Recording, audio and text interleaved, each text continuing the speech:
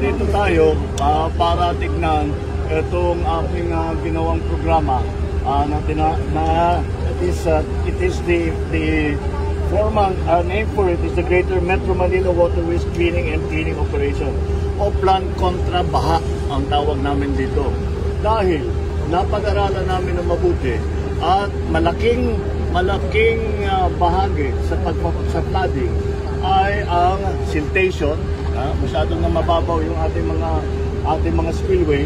Pangalawa ay ang basura na nagpukumpul-kumpul para hindi na nga makadaan. So, ang una natin kailangan gawin ay linisin lahat ng estero, lahat ng mga spillway, lahat ng kanto upang maging mas malalim yung ating pagdadaanan ng tubig, isang-isa.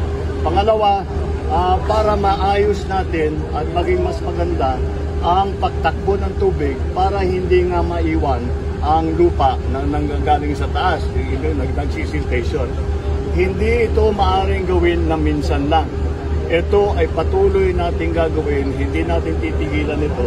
Kasama na ito sa MOOE ng DPWH, maintenance na kailangan nilang gawin every year.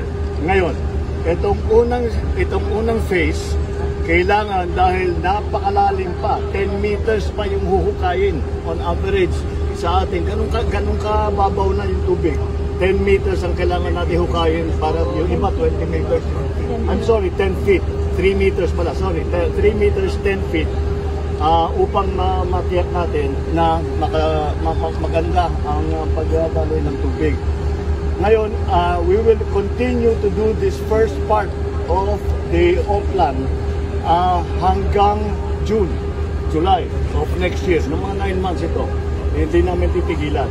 Ngunit, even after that 9 months, ay patuloy lang, regular na ang paglinis, pag-desiltation, paglinis ng basura, lahat ito ay patuloy natin gagawin. Hindi natin pwedeng tigilan dahil alam naman natin umiipon pa. Ang isa pang nakita nating problema ay ang paglagay ng mga pumping station na mali. Merong mga pumping station, hindi lang meron. Marami sa mga pumping station natin, mula nang itinayo ay hindi pa gumana kahit minsan. Hindi nag-operate kahit minsan. Bakit? Dahil yung pumping station mismo sa paglagay nila, yun pa ang nakaharang sa tubig. At imbis na magbigay ng solusyon, ito pa ang naging problema, yung mga pumping station na dinagay. Kaya marami pa tayong kailangan gawin. Ngunit malaking bahagi na sa solusyon ito na paglinis ng basura at paghukay ng ating paghukay sa desiltation para maging malalim ulit. Itong project na ito,